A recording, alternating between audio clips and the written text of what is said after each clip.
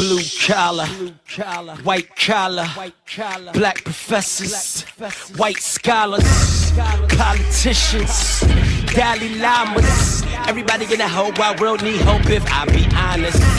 I'm in that number. Hey, good day. Welcome to another episode of Raw Report. I'm your host, Robert BOBTV Brown.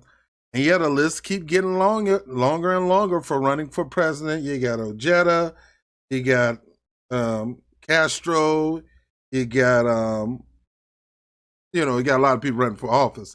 And so we got the latest one, which is the most positive one so far, and that is Senator Elizabeth Warren. That's right, Senator Elizabeth Warren. I say warning because we're going to talk about that today. Senator Elizabeth Warren decide to have an exploratory committee, and usually when people have an exploratory committee, they're going to run. Seriously running. They just won't say it, but they're running. All right, so Elizabeth Warren testing the waters to see if she would be a good fit for president. But there's a couple of things I worry about concerning Elizabeth Warren, and I'm going to talk about that. But before we go into anything, I want you to watch this ad. It's 4 minutes long, dog, but watch this ad. In our country, if you work hard and play by the rules, you ought to be able to take care of yourself and the people you love. That's a fundamental promise of America. A promise that should be true for everyone.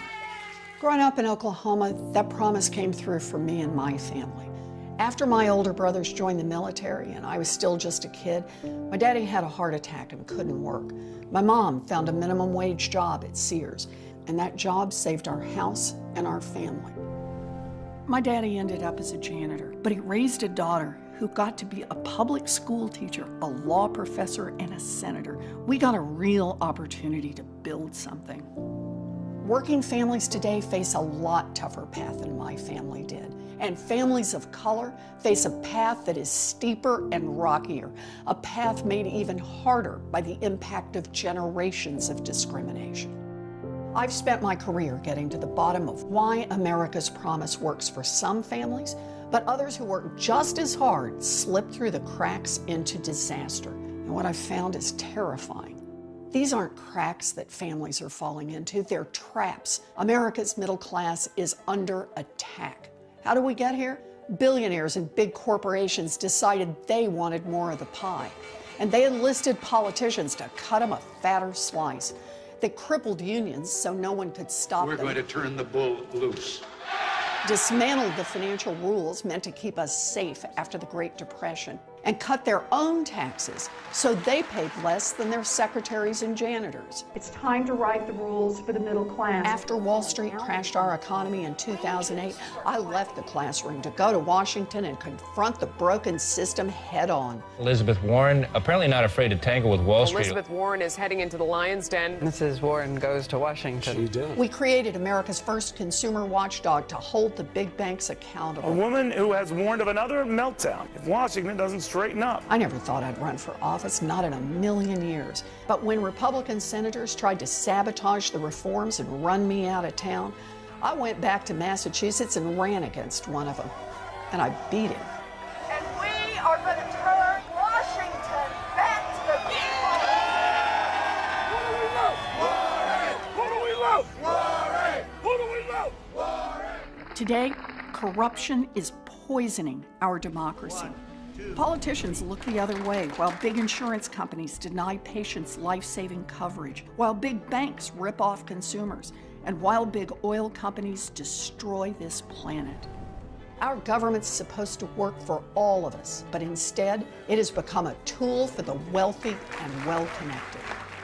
The whole scam is propped up by an echo chamber of fear and hate, designed to distract and divide us. People who will do or say anything to hang on to power point the finger at anyone who looks, thinks, prays, or loves differently than they do. Build that wall. But this dark path doesn't have to be our future. We can make our democracy work for all of us. We can make our economy work for all of us. We can rebuild America's middle class, but this time we gotta build it for everyone. No matter where you live in America, And no matter where your family came from in the world, you deserve a path to opportunity. Because no matter what our differences, most of us want the same thing: to be able to work hard, play by the same set of rules, and take care of the people we love. That's the America I'm fighting for. And that's why today I'm launching an exploratory committee for president. But the outcome of this election will depend on you. In the last 2 years, millions of people have done more than they ever thought they would to protect the promise of America. And here's what we learned. If we organize together, if we fight together, if we persist together, we can win. We can, and we will.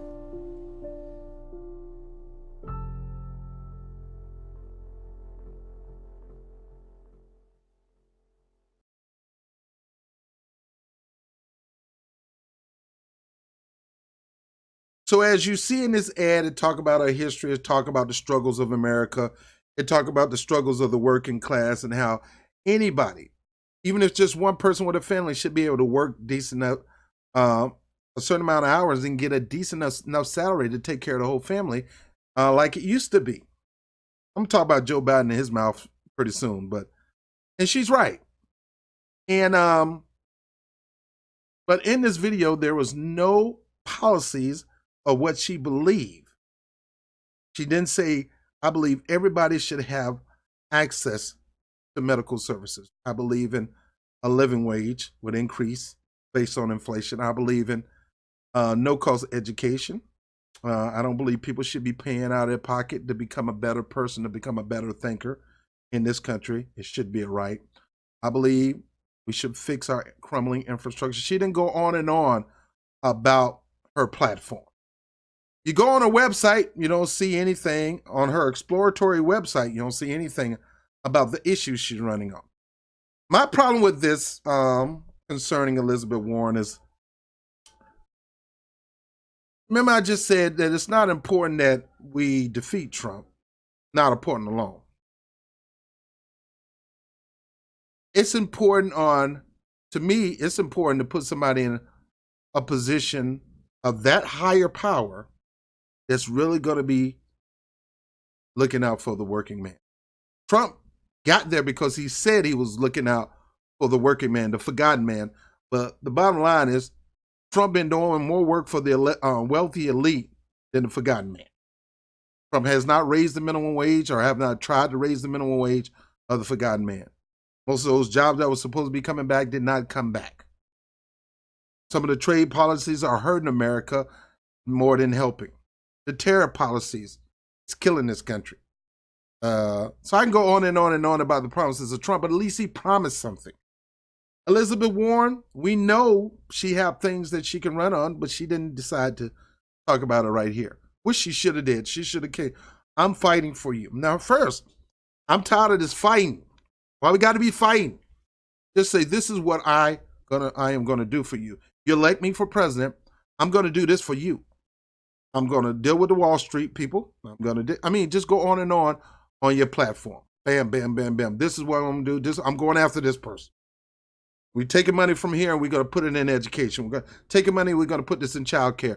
We're going to take money, no platform. Now, that's just a small thing about Elizabeth Warren. A main part is this. She tried to shame Trump with this thing to prove that she was a Native American. And it didn't go nowhere. Let me tell you something. You got to come at Trump on his level, because he will label you and shame you and make you look small. Ask any of the other 17 candidates that stood on that stage with Trump for the Republican convention.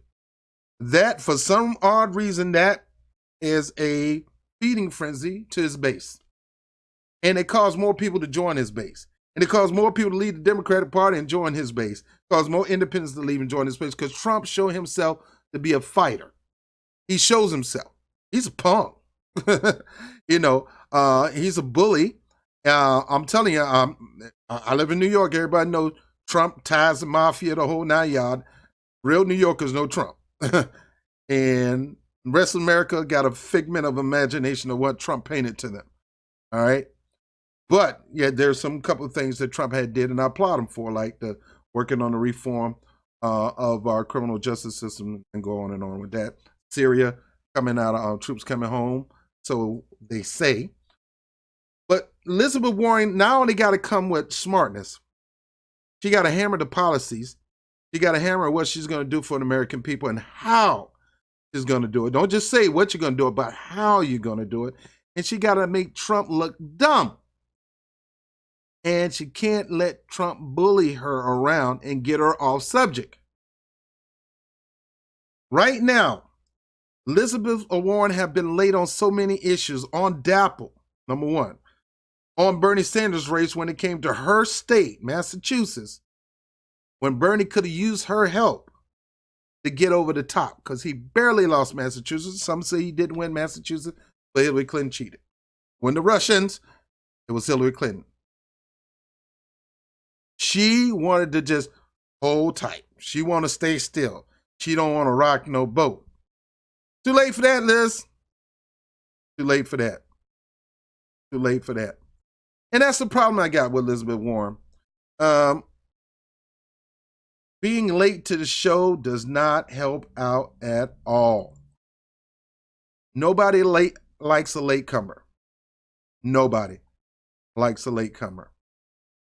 And Elizabeth Warren is a latecomer. Another thing that's going to hurt Elizabeth Warren running for office, like I said, she's the closest thing to Bernie Sanders' policy. She's the closest thing to the closest thing the Democrats got to the Green Party and Jill Stein. Nowhere near it, but the closest to it than anybody else's other than Bernie. She's the closest. But the bottom line is this: it's not enough.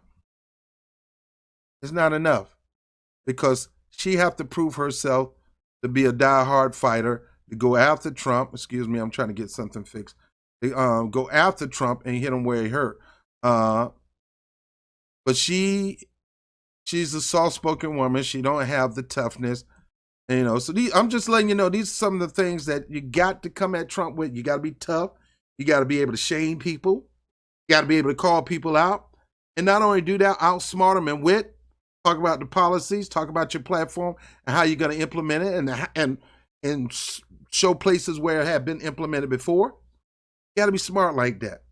But one of the things that's going to kill Elizabeth Warren, and this next, if she do run for president, this right here.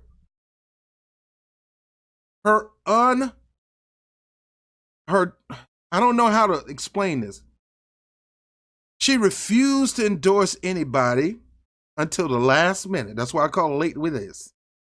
Why? Because I believe she was toying the line between Bernie Sanders and Hillary Clinton, jockeying for a position, which means she's an opportunist. I know some of you are going to get mad, but I'm telling you the truth. She's late on a lot of issues. She's an opportunist. Sure, she come up with some good policies. She's not good at attacking Trump. She's not good at attacking Trump. Like I said, you got to attack Trump how Trump attacked you, and you got to be smart, and you got to come with facts. You got to come with policies, and you got to show how you implement those policies and show where other places have implemented those policies and have been successful. That's what Elizabeth Warren have to do, but Elizabeth Warren have not done most of these. You have to step to the plate, get some balls, so to speak, some lady balls. You get some lady balls, some ovaries, whatever you want to call them, and start standing up when you're supposed to stand up, and stop being a little slick. Wait to the right opportunity moment. Opportunity. And that right there is going to kill her. Her affiliation with Hillary Clinton is going to kill her. She's not going to be able to go toe-to-toe with Trump when it comes to being tough on attacking each other. And I'm telling you, if she don't come with some facts on her policies, prove that these policies can be implemented in America to help people, she will not win. And compared to some other people running in the race, may not win the primary alone. She definitely won't win the general. All right, I'm done. That's just my opinion on Elizabeth Warren. I'm running for office. I'm happy she's running. I think she's the best thing in the Democratic Party that can really do some things. But to me, the strongest person running right now, still to this day, Jill Stein, and there's Jamo Baraka. And like I said, I don't vote on parties. I vote on people. And right now, Democrats, you better step your game up. If you want to entice somebody like me to vote for you, at least entice. Don't mean it's going to work now. You want to entice an independent like me to vote for you, you better come with it. You better come with it on the real. Don't do this Jonathan K-pop crap, trying to force people in the line. That ain't working. It ain't going to ever work. You need to shut your butt up and listen to the people. The people is talking, and you need to do what the people tell you to do, or you're going to lose again.